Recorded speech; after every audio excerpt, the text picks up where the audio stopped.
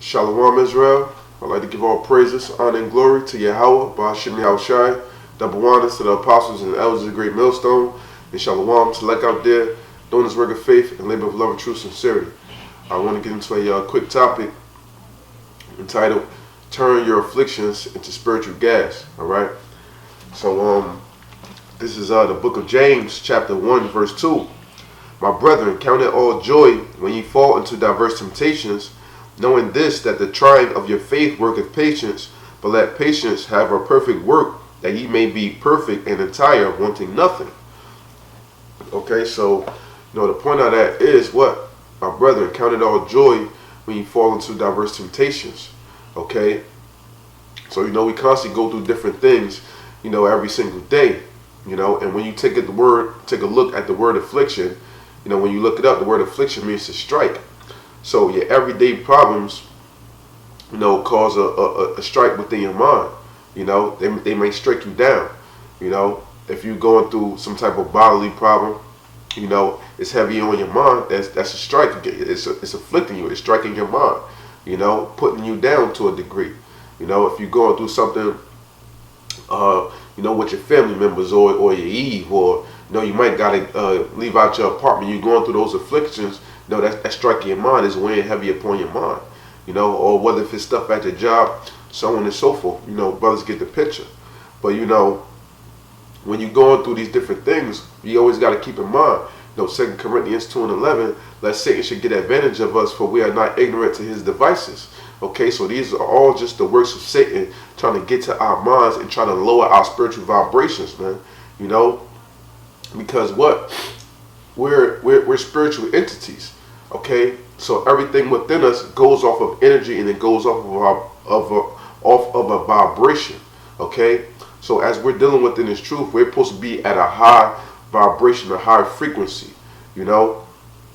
But the thing is, when you're going through these different afflictions, okay, and you letting things constantly weigh on your mind and bring you down and stress you out, now you're lowering your spiritual vibe. You're allowing these devices of Satan to lower your spiritual vibration to where you can't concentrate and focus on the word of YAHAWASHI and doing this work as you're supposed to.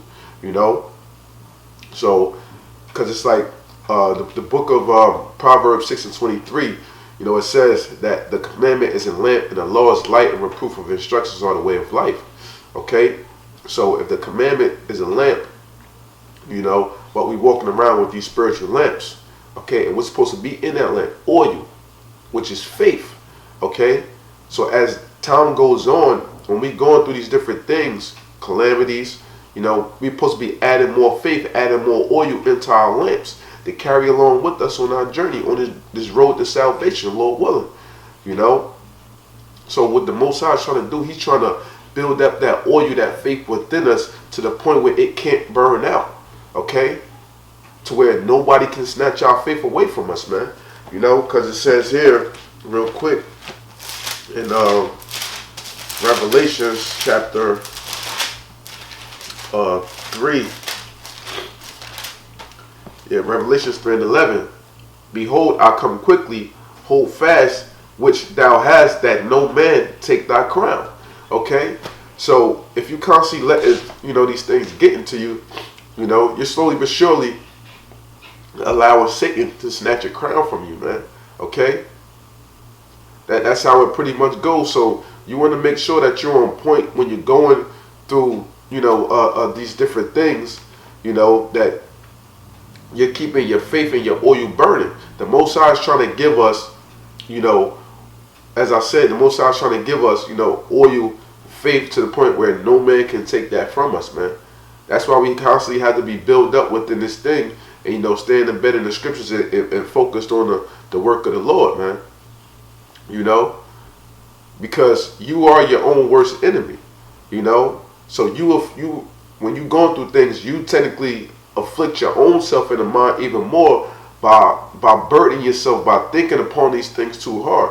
Now there's nothing wrong if you thinking upon the things in which you're going through to pull some spiritual nutrients from out that situation that you can apply into yourself. But if it's to the point where you just dwelling on it and you just letting it get you down, now you letting it lower your spiritual vibration. That's not good, man.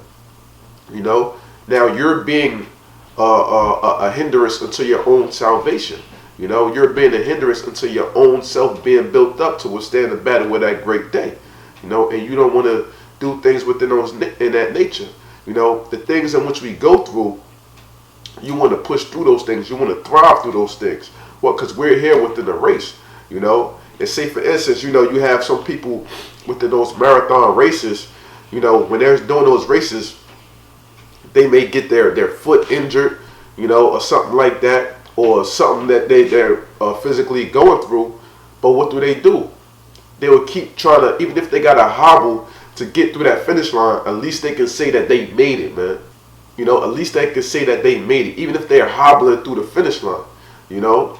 And that's how it is too, like, you know, because, you know, you have brothers out there that be going through different infirmities and things. You know, even though that's a big deal, and it could possibly, certain infirmities could possibly cause you, you know, death or whatever the case may be. You don't wallow in that, man. You thrive through that. You push through that to try to make it through, you know, this race.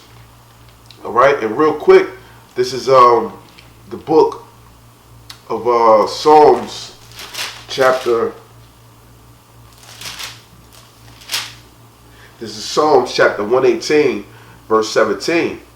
I shall not die, but live and declare the works of the Lord. The Lord hath chastened me sore, but he hath not given me over unto death. Okay? So what, the Lord may chasten a lot of brothers sore, and you know, you may feel as though the point like, I don't even know how I'm living. But it clearly said what? I shall not die, but live and declare the works of the Lord. Now we know, hey, you know, some brothers may have to go, you know, it is what it is. That's the Lord's will. But you want to keep it within your spirit, what? That the Lord is going to keep me up to do his work. Because it said what? I shall not die, but live and declare the works of the Lord.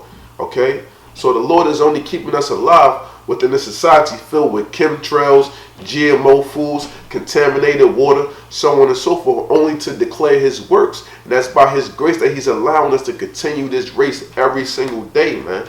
Okay? You know? So no matter what it is, it don't matter what it is that you're going through, man. You turn those afflictions, those things that's plaguing your mind, plaguing on your body, whatever, you turn that into spiritual gas, man. You know, you got to know how to, if you're going through certain things with your baby mother, what, you got to know how to pick and choose your battles, man. You know, because what? Women are technically supposed to be a pillar of rest unto us, but within the society, we know that's not the case. So a lot of times they're there to really be Satan unto us to try to hinder our mind up from the word, man. And that's how a lot of guys wind up falling out over women, being weak over women. So you got to know how to pick and choose your battles if you're dealing with your Eve, man. It may be certain little things she may mess with you with. You ain't got to jump out the window at every little thing. You got to know how to play those situations.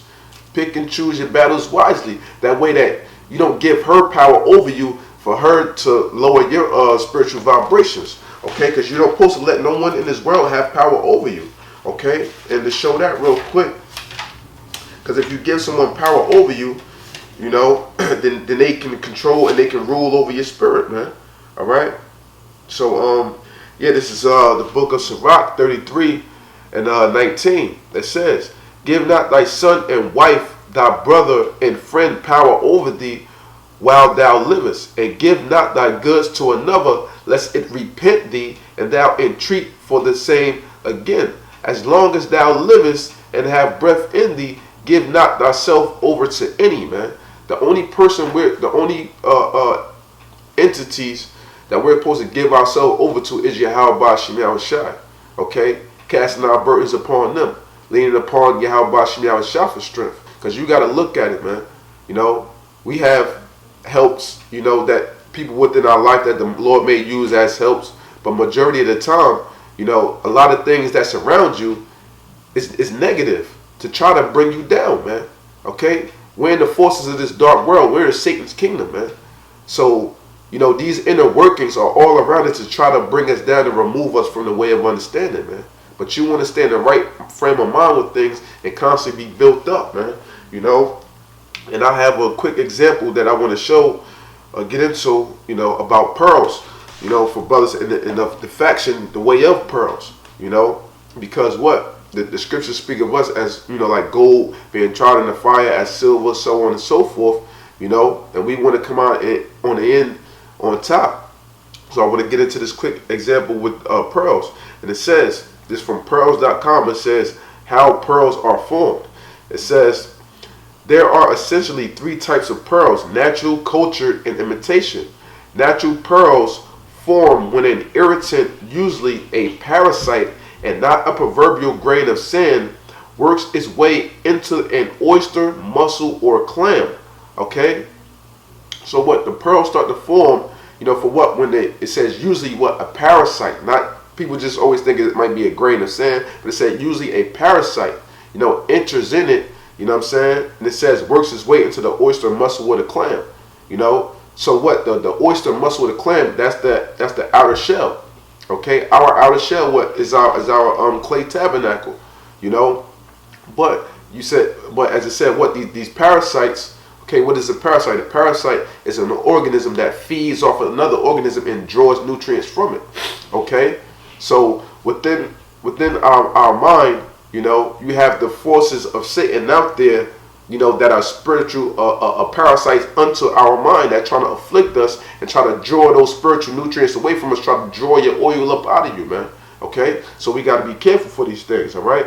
And it says, as a defense mechanism, okay, a fluid is used to coat the irritant. Okay?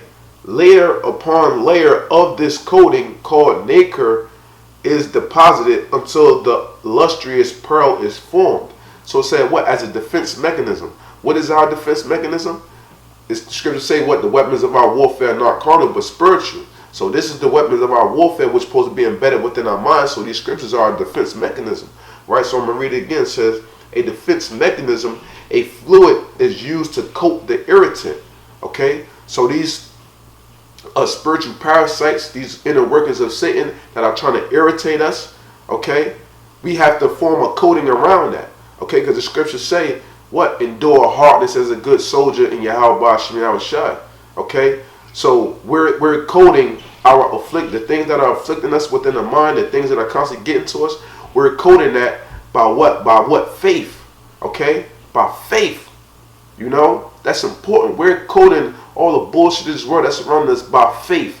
And we're getting built up as those men that YAHAWASHI want us to be, as those true soldiers for YAHAWASHI.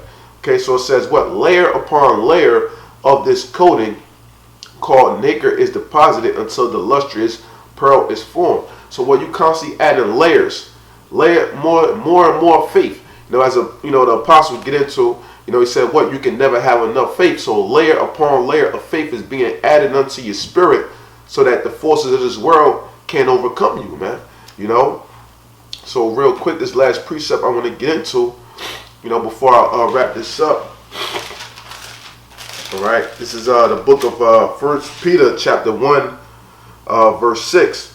Wherein ye greatly rejoice, though now for a season, if need be, you're in heaviness through manifold temptations, that the trial of your faith, being more precious than of gold that perisheth, though it be tried with fire, might be found unto praise and honor and glory at the appearing of YAHAWASHI.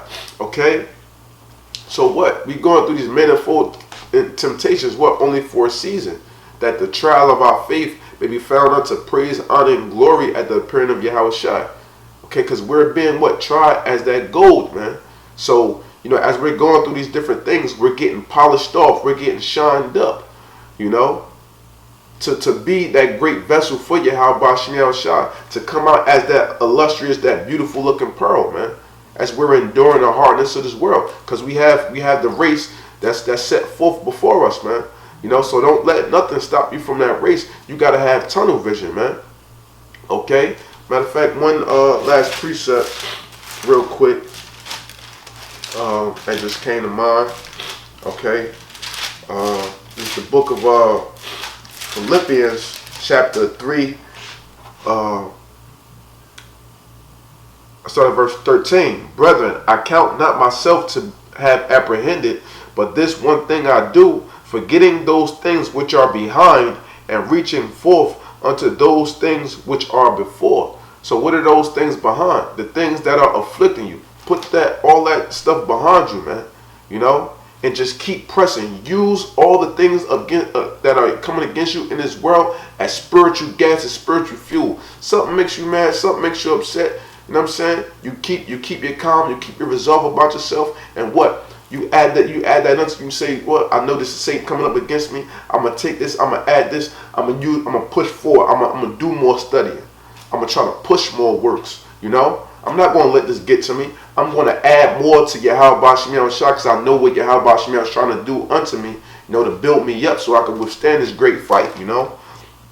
I pressed, verse 14, I pressed toward the mark for the prize of the high calling of Yahawah in YAHAWASHI, man. Okay? So, you know, we pressing towards that mark, man, you know, and Lord willing, we endure to the end. So, as I said, you know, the name of this lesson has been entitled, Turn Your Afflictions into Spiritual Gas, man. So, whatever, once again, whatever's going on with you within this life, within this time frame, you add that unto your mental. Know that Satan is just purposely trying to come up against you to lower your vibration, remove you from the way of out and understanding. But the way to combat that is, you know, you pray, you stay in the spirit as much as possible, and you convert all that into spiritual energy, man. You know, because from our pineal gland, that's our energy source. You know, that's where our spirit dwells at. You know, so you take all of that and you ball it up like a spiritual power, like a spiritual Kamehameha from Goku, and you push forward towards that mark, man. You use that for more spiritual gas, man. So don't let nothing stop you, you know, from pressing towards that mark and from reaching that high calling, man, which YAHAWASHI has called us to do. All right. So with that, you know, I hope this segment was edifying. I'd like to give all praises, honor, and glory to YAHAWAH, double honors to the apostles and elders of Great Millstone, and Shalawam to elect out there doing this work of faith and labor of love, truth, sincerity. Shalawam and death to America.